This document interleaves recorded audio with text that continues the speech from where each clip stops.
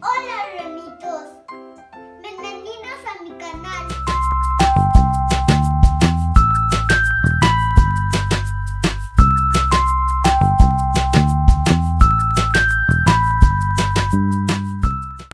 Lo que vamos a hacer es poner ahí como es una plastilina.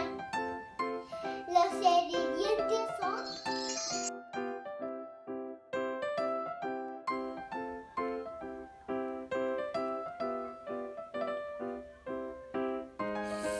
pegamento blanco, gema para agendar, colorante,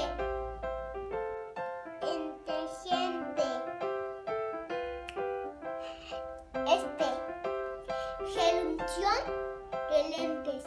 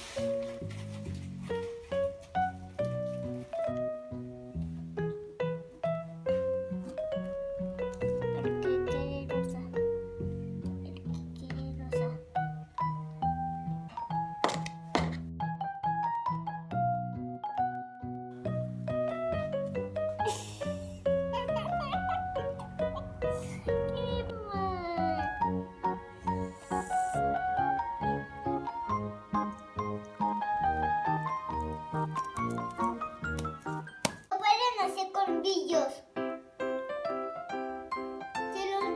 Si les gustó este video, like.